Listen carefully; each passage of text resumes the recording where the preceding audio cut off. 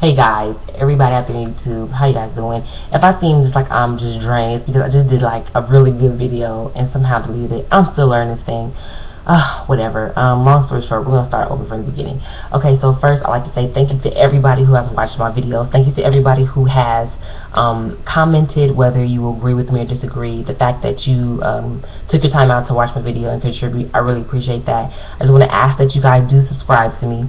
Like I said, if we're going to implement any type of change in this crazy world, we first must start by listening to everybody. And so I really appreciate it if you leave feedback, like my page, and subscribe. That would be great. So this is video number, or vlog number 7. Basically, there's really no title. I'm just doing a like a brief news cap about some of the major stories that have happened in like the past 24 hours, 24 48 hours, and then, you know, basically I'm gonna go off on a tangent. Anyway, so I was gonna say, first of all, I've always wanted to say this, and it's too much to type. Time out. Shout out to everybody in Long Beach, back in Antioch. I love and I miss you guys. Team Branchman is doing good, and hopefully I'll be back next month to visit. Okay, so I love YouTube. I watch a lot of videos. I find it very informative and just a way of getting around socially without, you know, pretty much leaving or having to be on the internet all day, and just, you know, learning new stuff. So there's a guy on here, I won't say his name, I don't even think I remember his name, but he's known for he's like the Christian version of, I don't want to say cat stacks, because then you're going to know that I'm a heathen, but he's just over the top. I'm just going to say this, okay? For the sense of being categorized, yes, I'm a Christian. I prefer disciple of Jesus Christ, or follower of Jesus Christ, because it is my belief that myself and my husband, we have dedicated, first of all, I've surrendered my life to Christ. I have been baptized through water. I believe that I am a new creature and a new thing. I have thrown away old habits, and every day I do strive to be more like Jesus and his image. Though I know I am sinful and, you know, I'm going to fall short of the glory, you know, which is in the Bible, every day I try to consciously watch what I do, watch what I say, and just become a new thing, a new creature, because I want to be remade in his image. I say all that to say, for those of you out there who are anything else other than what I just said, that's your business and that's your right. However, this whole thing about Christians being hypocrites is so funny to me, because the premise, the basis of Christianity is the fact that I realize, and this is me, my belief, and what Christianity is, that we as the human race, we're so wretched and we are so sinful that God sent his only begotten Son, who was pure, to be sacrificed for us, so that I may live an everlasting life in heaven. So basically, when people say that Christians are hypocrites and you're liars and you curse and you guys steal and you cheat on your wives, it's like if you knew how bad we really were. Like, yes, we're all of those things. We're sinners. We're horrible people. We're just a horrible bunch of people who realize we can't do this by ourselves. So I just want to throw that out there so you guys understand, like, to call a Christian a hypocrite. Now, when I say Christian, I use that term loosely because I use that to be categorized. But if you are truly a disciple of Jesus Christ and you're trying to change, people around you will know and you will see. And also, we're led by the Holy Spirit. So for those people who don't have the Holy Spirit, who are saying they're Christians, you know, and they're really, really not, you know, God knows their heart. And that's why he's trying to change it. That's per Wade Cheney. But anyway, I just say all that to say, for the things I talk about in my video and my commentary, please don't try to pull the Christian card or the hypocrite card. Like, that's so played. Like, if you don't like Christians or you don't like our message, okay, you know, I can't beat it into you. In fact, I'm actually called to love you, you know, for hating me, you know, which is a whole nother part, a whole other vlog. But I just want to say, like, by all means leave your commentary, but that's not the focus. I'm not on here to say, Christians, this is how we feel, okay? Because I know a few Christians who watch Love and Hip Hop, okay? And we laugh about Stevie J, okay, and Jocelyn.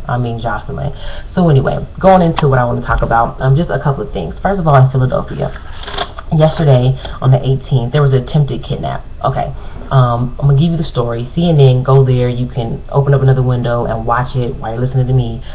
There's a guy sitting in a white car. There's a 10-year-old girl with her like 4-year-old brother. They're walking down the street. This dude gets out the car, attempts to kidnap her, places his hand over her mouth, grabs her by the waist, and tries to basically kidnap her. Give props to Lil Mama. She fought and she kicked and screamed. Lil homie over there didn't stand there like he was crazy. He started yelling and screaming. This dude got spooked, got in the car, and drove off. Okay, so a couple of things about this story. Who lets their 10-year-old daughter walk down the street? Not a safe street either. It looked like it was the ghetto. And I say that because I have been known to play a game of hide or seek or two in the ghetto in my past when I was younger.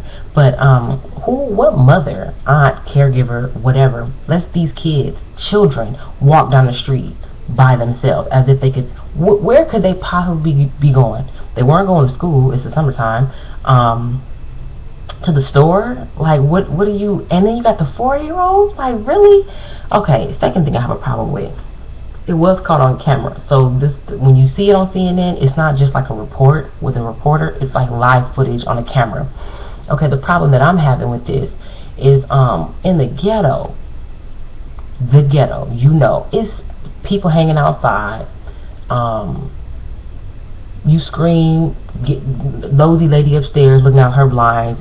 Heck, I knew neighborhoods when I would pull up, and I lived in a neighborhood. It wasn't even ghetto at the time. I would pull up, and this lady would look out. Like every time I pulled up, like, what are you doing?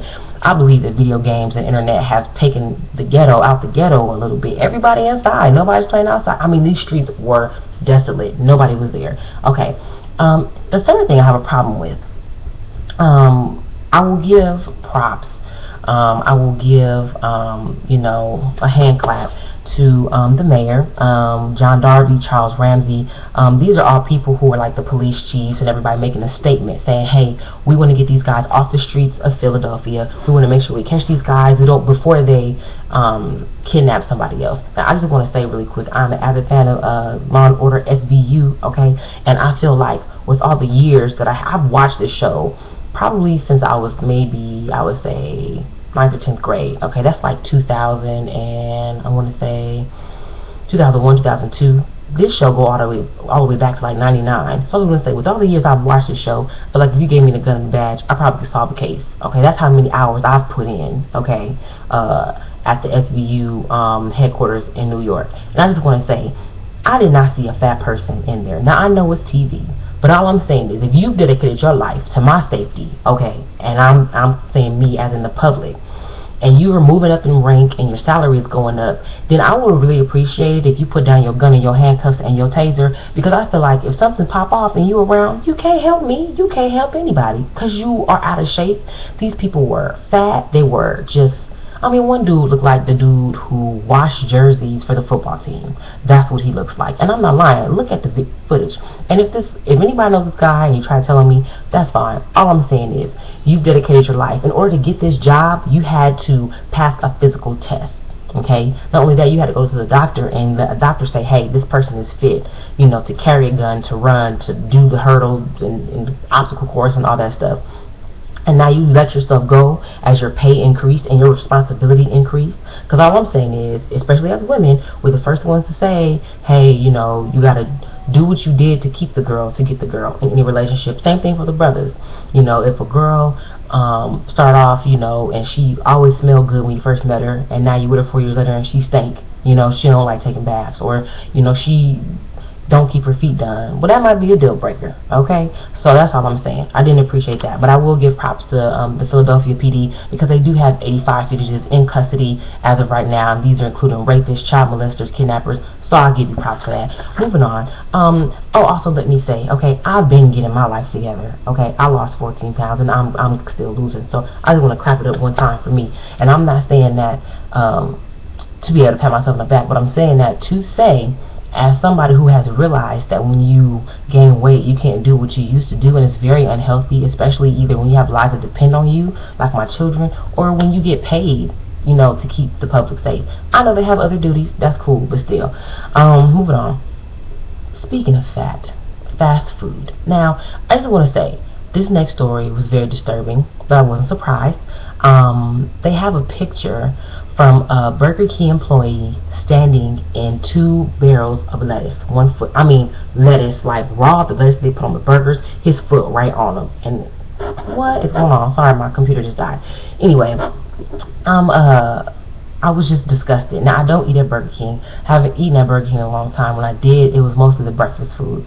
But right under that video is another video of Domino's. And this guy's like putting the bell pepper up his nose, sneezing on the pizza, and they're laughing about, oh, whoever gets this food is a very unlucky customer. Like, I just want you guys to and then they went to the drive-thru Burger King and showed the people who just bought their food these pictures, and people are just appalled. And I'm just like, come on, you guys. Like, out of this one picture, you really think this is the only time that this has happened? I just want to say, I am a victim of fast food. And when I say victim, you guys, I'm telling you, as an ex-fat person, I say ex because I'm trying to get my life together. There is chemicals in these foods that have you feeling for this stuff as if it's like an addiction, okay? Because I've experienced not even really being hungry, but it's like, man, I really want a chalupa right now. Like, it's just crazy. And if you need help, okay, either you can talk to somebody or get some information off the internet. You know, if you watch this video, you have internet access. I'm telling you guys, that's dangerous. You're already putting your life at risk with the stuff that's in the food. But then you got these people who are working at these fast food restaurants, and if you work at a fast food restaurant and you wash your hands and you don't do stuff like this, then I'm not talking to you. I'm talking to everybody else who's just nasty. You guys are putting your life in these people's hands, okay? Especially if you got a sharp tongue or you sassy and got an attitude. Because when you're ordering stuff, who's not putting stuff in your food? Who's not dropping your tortilla shell on the ground? Y'all playing if you think that has never happened to you. It never happened to anybody without them knowing it. So I just want to say, you guys, if you need help, do like I did. I had like 5 main places that I used to love eating, and I started narrowing down from 5 to 4, 4 to 3, all the way till there was one place I really, really liked. Took me some time to get off of it, but I let it go. And then 3 weeks later, I tried to go get something to eat it and get sick because my system just totally rejected it. So, leave the fast food alone. It's bad for you in more ways than one, so that should be a sign for you. Anyway, I just want to say, you guys, please get out there and vote, okay? Vote. I'm not going to tell you who to vote for, but vote. You know, have a voice. You have a voice, so use it. And I just want to say, when I was back at my old congregation, Antioch Church of Long Beach, if you're looking for a church, go there. I'm serious. Your first Sunday, you will know this is the place for you. Anyway, one of the things that my pastor, Wayne Chaney, taught me was that you always attempt to influence your realm of influence. Or basically, if you only go to work, you come home, and let's just say you go to school. That's all you do. If those are the 3 things that you do, then you make sure when you go to school and when you go to work that you realize that there are people around you and their lives are directly connected to your life. So if you decide to make a change, if you decide to stop cursing or to stop lying, or maybe to start complimenting people more, smiling more, say, hey, I'm gonna try to love people more, that change is directly affecting the lives of people that's around you, and their lives are connected to somebody else. And I'm telling you guys this because I really feel like, you know, I may not be Martin Luther King or Malcolm X, but I really, really feel like I want to make a change with the African American community and with my generation. So if you're watching this and you're black, or you got some color to your skin, or if you're white, you know, I'm trying to love my white people too. So white people, you come on, get on this train. And if you're between the ages of like 16 to 30, like, and if you old, you know, if you older and you over the age of 30, you know, we'll fill out your Social Security papers and your disability papers later. So come on, get on the train. I'm just playing. But I just want to say, like, you guys, we have to start somewhere. Like, we got to stop making excuses, and we have to stop making it seem like, you know, we're waiting on our rapper, our savior, that's a rapper, or we're waiting on, you know, I don't know, a basketball player, you know, to be our leader. Y'all, we're not getting it from them. We're not going, it's not their responsibility, you know what I mean? So I just want to say, whatever your realm of influence is, and I can share this with y'all so you can know who I am. Right now, I'm getting my master's. I'm attempting to get my master's in marriage and family therapy. I want to be able to counsel, you know, young marriages, older marriages, marriages in trouble, and families. I want to be able to say, hey, I know you didn't get the tools you needed before you started this journey, but let me walk with you and help you find a solution. And I feel like for me, that's going to be my contribution to my community. So what are you doing? And you can start off by realizing that you do have power. There is somebody looking at you or up to you, and once you realize that, maybe that'll help you start making better choices with your life. So this is your girl Kat. I want to say thank you so much for watching me. I know it's about 15 minutes in. I'm going to really try to do a video every other week. Thank you guys for watching me. Please leave comments and feedback, and I hope to read them soon. Bye.